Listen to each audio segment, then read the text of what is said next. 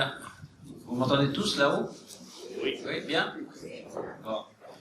Bien, mesdames, messieurs, chers concitoyens, merci d'être venus, d'avoir bravé le mauvais temps pour venir assister à cette réunion publique dans le cadre de la campagne pour les municipales.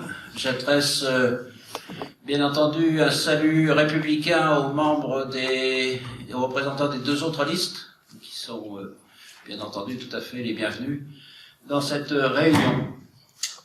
Alors je vais vous parler un peu de moi, parce que il paraît qu'on me connaît pas bien, et donc je vais vous dire un peu qui je suis, enfin rapidement, parce que c'est pas un exercice que j'aime bien parler de moi, mais bon, rapidement. Donc ça fait plus de 50 ans que je viens à Veynes, et en fait ma première visite à Veynes était en 1967. 1967, c'était l'ouverture de la station de Super Dévoluy. Alors il se trouve que je suis un fan de ski, et donc j'ai pas résisté à l'attraction d'une nouvelle station et la découvrir. Alors on me demande souvent d'où je suis, de quel pays je suis, et j'ai l'habitude de répondre que je suis né par hasard dans le Nord. Alors pourquoi par hasard? Parce que tout simplement mon père travaillait à EDF, et ma famille a très souvent déménagé, donc il se trouve qu'au moment de ma naissance, nous étions dans le Nord. Alors, pour tout dire, mon père est d'Arles, et ma mère est du Nord. Donc je crois que je suis un bon compromis entre la culture du Nord et la culture du Sud. Alors, comme je vous l'ai dit, nous avons très souvent déménagé. C'est un peu dur pour un enfant de changer d'école tous les 2 ans, de perdre ses copains, etc. Mais je peux vous assurer que ça développe une sacrée capacité d'adaptation, parce qu'il faut à chaque fois recréer son monde autour de soi, et ça m'a beaucoup servi par la suite, et ça me sert encore. Alors, juste un petit clin d'œil, à Veynes, on a nos Guignols de l'info, vous le savez, hein, c'est une BD humoristique, anonyme, dont on cherche toujours quel est l'auteur ou les auteurs. Bon, comme j'ai ma figurine, donc je suis célèbre, j'ai ma figurine qui s'appelle Diantre. Bon, je peux voir Diantre parce que peut-être ça ressemble à ventre. Mais non, le symbole pour moi, c'est plutôt que je suis représenté par une ampoule électrique. Et heureusement, elle est allumée. Et pour quelqu'un qui est fils d'un agent EDF, c'est super. Voilà.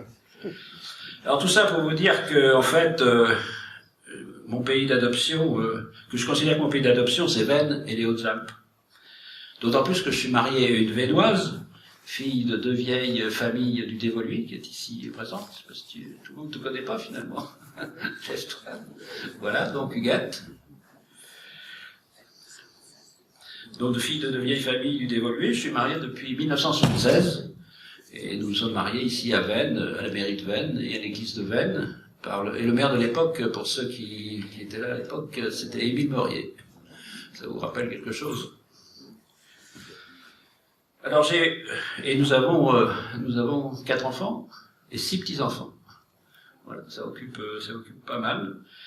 J'ai eu une carrière d'industriel qui m'a amené à voyager dans le monde et à travailler, à coopérer avec des cultures différentes.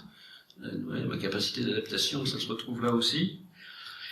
Je suis fier de ma carrière et de ce que j'ai pu contribuer à créer, hein, et je citerai, on a réussi, toute l'équipe, à créer un groupe industriel français qui est champion mondial dans le domaine de l'aéronautique et de l'espace, c'est le groupe Safran, enfin, vous devez probablement connaître. On a aussi inventé, fabriqué, vendu un moteur d'avion qui équipe des avions Boeing et Airbus, et c'est juste le plus grand succès mondial dans le domaine de la motorisation de l'aéronautique. Juste pour vous donner un exemple qui frappe, c'est qu'un avion équipé de ces moteurs décolle quelque part dans le monde toutes les 2 secondes. Donc ça vous donne une idée de l'étendue de ce succès. Et je suis fier aussi d'avoir toujours eu un certain patriotisme économique. En fait, le groupe Safran, c'est un groupe qui fait 16 milliards d'euros de chiffre d'affaires, qui à l'époque avait 70 000 personnes, et 80% de son chiffre d'affaires à l'export. Et malgré ça, on a maintenu un outil industriel en France extrêmement important, puisque les 2/3 des effectifs sont en France. Et ça, c'est pas courant. Donc je suis extrêmement fier de ce patriotisme économique. J'ai eu, je crois, créé 6 usines en France. J'en ai aussi créé ailleurs dans le monde, mais j'en ai créé. Je suis fier de celles que j'ai créées en France. Alors ceci m'a permis d'avoir une grande connaissance du monde industriel français, et d'y être connu et apprécié. Alors je sais aussi, bien entendu, gérer, conduire et motiver une équipe dans un mode très participatif, avec de vraies délégations aux personnes en charge. Et je crois que c'est quelque chose qui est extrêmement utile dans une municipalité. Un maire qui veut tout voir, tout faire, tout contrôler, il est vite submergé. Donc il faut être capable de bien déléguer. Et ça, je crois que je sais le faire. Je sais aussi avoir une vision de long terme tout en assurant un court terme. Alors comme vous le savez, j'ai effectué 50 mandats dans la municipalité précédente. Si je le résume, ça a été pour moi une très grande frustration. Très grande frustration parce que les relations sont vite devenues tendues, voire très tendues avec le maire, aggravées par des divergences fortes avec certains de ses adjoints et adjointes, d'ailleurs plutôt les adjointes.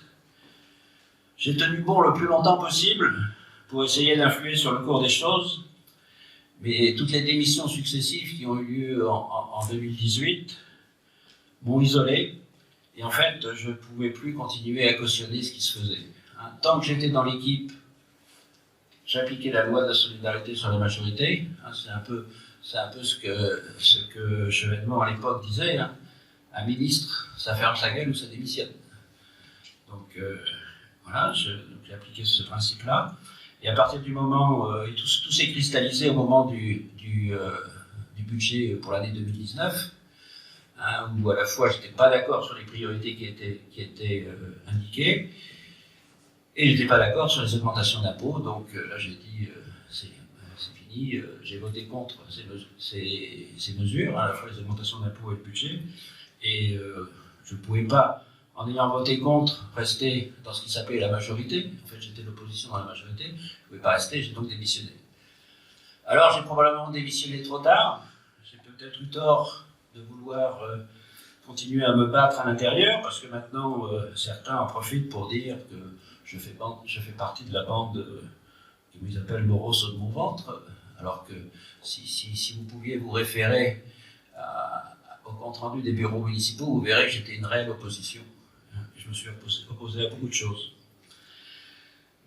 Bien, frustration aussi par le fait que le manque de surface à vocation économique, quand on s'est retrouvé aux affaires, a fait que ce n'était pas possible de dire à des entreprises, écoutez, venez voir à Vennes, mais vous allez être obligé d'attendre un peu parce qu'on n'a plus de surface à vous proposer. Et donc, on a engagé une modification du PLU pour introduire de nouvelles surfaces. Bon, il y a eu une discussion avec le SCOT, qui est le schéma de cohérence territoriale, qui régit un peu les surfaces dont on peut disposer au niveau du PLU. Donc il y avait 16 hectares au niveau de la communauté de communes du PHD-Voluy, donc j'ai négocié avec les autres communes, et finalement la ville de Vennes a eu l'autorisation de mettre 7 hectares de plus. Donc ils ont été répartis en 3 zones. Mais pendant ce temps-là, tout ce qu'on pouvait faire, c'était des coûts seulement. C'est-à-dire que s'il y avait une entreprise qui venait, on pouvait lui proposer un des rares terrains qui restaient, en particulier dans la zone du Boutaric, mais dont l'attractivité finalement s'est révélée assez faible, surtout que les terrains appartiennent maintenant presque tous à des propriétaires privés. Peut-être le dernier qui s'est installé dans la zone du Boutaric, c'est M. Vito, qui a, avec sa société Vitrosor.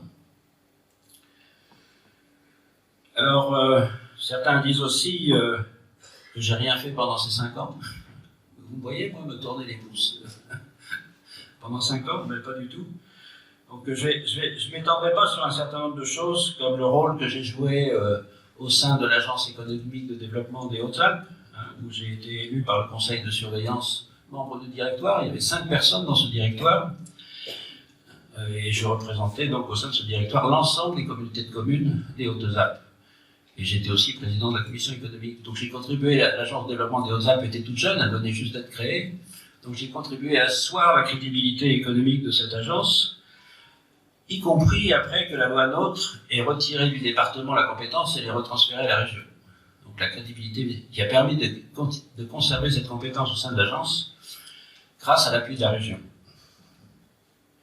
Je passerai également rapidement sur la mission que m'avait confiée le préfet de région sur l'attractivité des Hautes-Alpes pour les entreprises.